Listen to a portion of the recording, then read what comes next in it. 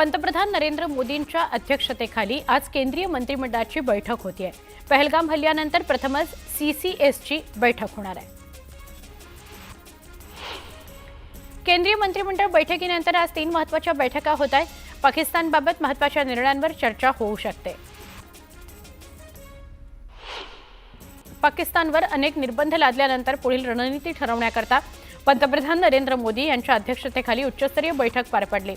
पहलगाम हल्ल्याचा बदला घेण्याकरता पंतप्रधान नरेंद्र मोदींची सैन्याला खुली सूट आहे। सैन्याने वेळ आणि टार्गेट ठरवावं, दहशतवाद्यांना चोख उत्तर द्यावं अशा सूचना मोदींनी दिलेल्या आहेत। पहलगाम हल्ल्यानंतर तपास यंत्रणांकडून सखोल तपास करण्यात येतोय। तपासाकरता राष्ट्रीय तपास संस्थेकडे हे प्रकरण सोपवण्यात आलंय। आता या तपासादरम्यान अनेक धक्कादायक बाबी उघड झालेल्या आहेत। पहलगाम दहशतवादी हल्ल्याची योजना पाकिस्तानात बसलेल्या लष्कर-ए-तैयबाच्या सूत्रधारांनी आखली होती। या दहशतवाद्यांना काश्मीरच्या बैसरन व्हॅलीमध्ये रक्तपात घडवण्याकरता पाकिस्तानमध्ये प्रशिक्षण देण्यात आलं होतं। एनआयएच्या तपासात हे समोर आलंय। पहलगाम हल्ल्यानंतर भारतानं पाकिस्तानचं नाक दाबायला सुरुवात केली आहे। भारत कोणत्याही क्षणी हल्ला करू शकतो अशी भीती पाकिस्तानचे संरक्षण मंत्री ख्वाजा आसिफ यांनीही व्यक्त केली होती। त्या पार्श्वभूमीवर कंगाल पाकिस्ताननं आंतरराष्ट्रीय नाणेनिधीसमोर हात पसरले आहेत। त्यांच्याकडून तब्बल 11,000 कोटींची मागणी केली आहे। दरम्यान यावर नाणेनिधीकडून 9 मे रोजी निर्णय घेण्यात येणार आहे।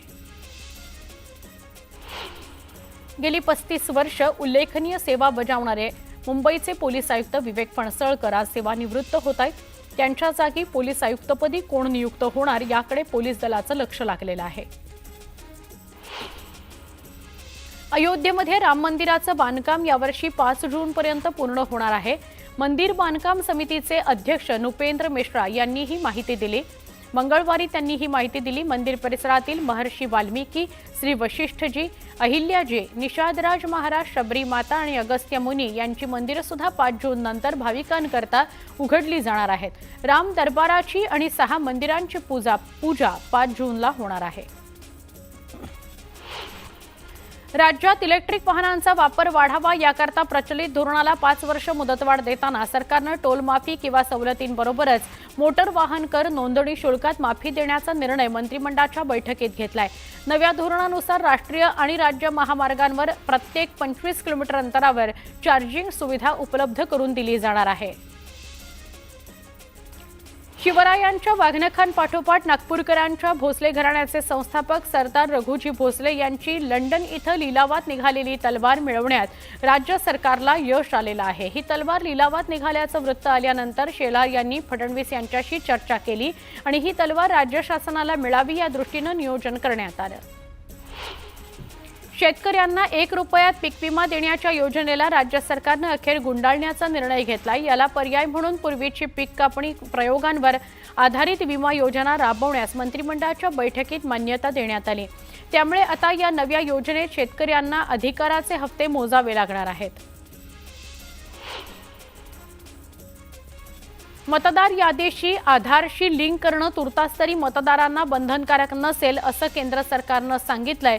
नुकत्याच झालेल्या विधानसभा निवडणुकीत विरोधकांनी निवडणूक आयोगाला धारेवर धरलं। त्यावर मतदार यादी आधारशी लिंक करण्याचं आश्वासन निवडणूक आयोगाने दिलं, पण या आधार लिंक करण्याची बाब तूर्त तरी ऐच्छिकच राहील असं सूत्रांचं म्हणणं आहे। रेशन कार्डावरील मोफत धान्य नियमित सुरू राहण्याकरता जिल्ह्यातील 4 लाखांवर कार्डधारकांना केवायसी करण्याकरता शेवटचा आजचा दिवस आहे। यामुळे वेळेत केवायसी न झाल्यास संबंधितांचं धान्य बंद होण्याची शक्यता आहे। छत्रपती संभाजीनगरमध्ये मुख्याध्यापकांसह शिक्षकेतरांची उन्हाळी सुट्टी रद्द करण्यात आली आहे। सगळ्या शाळांमध्ये 11वी प्रवेश प्रक्रियेचे ऑनलाईन कामकाज उन्हाळ्याच्या सुट्टीतच करावे लागणार आहे। त्यामुळे शाळांमधील मुख्याध्यापक, लिपिक आणि इतर शिक्षकेतर कर्मचाऱ्यांना उन्हाळी सुट्टीला मुकावं लागणार आहे। जागतिक आर्थिक अनिश्चितता आणि महागाईचा दबाव यामुळे 22 एप्रिल 2025ला सोन्याने पहिल्यांदाच प्रतितोळा 1 लाख रुपयांचा टप्पा पार केला। गुंतवणूक प्लॅटफॉर्म वेंचुरानुसार मागील अक्षय तृतीयेच्या तुलनेत यंदा सोन्याच्या किमतीत 30% वाढ झाली आहे। त्यावेळी सोनं 73,240 रुपये प्रतितोळा होतं। 2029च्या तुलनेत किमतीत सुमारे 200% वाढ झाली आहे। कोकण मार्गावरून धावणाऱ्या वंदे भारतसह तेजस एक्सप्रेसच्या पावसाळी वेळापत्रकानुसार 10 जूनपासूनचं आरक्षण अखेर खुलं झालंय। त्यामुळे प्रवाशांचा गोंधळ दूर झाला। IRCTCच्या संकेतस्थळावर 10 जून नंतरच्या दोन्ही गाड्यांचं आरक्षण सुरू झाल्यानं प्रवाशांनी सुटकेचा श्वास घेतला। अटल सेतूला जोडणाऱ्या प्रस्तावित वरळी शिवडी उन्नत रस्त्याकरता एल्फिस्टन पूल पाडण्याच्या निर्णयाला एका नागरिकानं मंगळवारी उच्च न्यायालयामध्ये आव्हान दिलं। त्याने याचिकेत उपस्थित केलेल्या मुद्द्यांची दखल घेऊन त्याच्या म्हणण्यावर विचार करण्याचे आदेश न्यायालयानं मुंबई महानगर प्रदेश विकास प्राधिकरणाला दिले आहेत।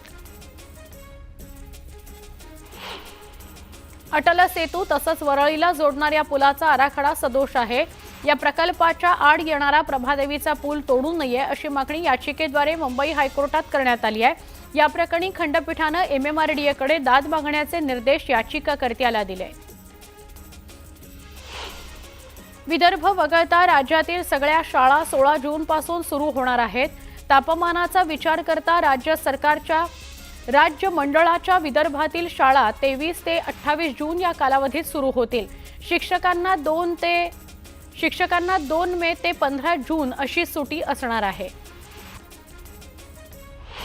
पटसंख्येला गळती लागल्यामुळे मराठी माध्यमांच्या शाळा बंद पडण्याचं सत्र सुरूच आहे। दादरमधील इंडियन एज्युकेशन सोसायटीच्या नाबर गुरुजी विद्यालयाला पुरेसे विद्यार्थी मिळाले नाहीत। विद्यार्थी संख्या कमी पडली, त्यामुळे 1 मे पासून टाळप लावण्याची नामुष्की शाळा प्रशासनावर आली आहे। मुंबई गोवा महामार्गावरील कशेडीच्या दोन्ही बोगद्यांच्या पोलादपूर बाजूकडील वीज पुरवठा कार्यान्वित झालाय। रत्नागिरी बाजूकडील वीज पुरवठा 15 दिवसांमध्येच पूर्ववत होईल। बोगद्यातील गळतीसह अंतर्गत कामं सुरू असून 15 मे पूर्वी दोन्ही बोगद्यांमधील वाहतूक पूर्ण क्षमतेनं खुली होईल अशी माहिती राष्ट्रीय महामार्ग विभागानं दिली आहे। अक्षय तृतीया निमित्तानं मावळातील बाजारपेठेत रत्नागिरीचा हापूस आंबा दाखल झालाय। हापूस आंब्याची आवक वाढल्यानं आणि सध्या आंब्याचे दर आवाक्यात असल्यानं ग्राहकांनी आंबा खरेदी करता गर्दी केली आहे।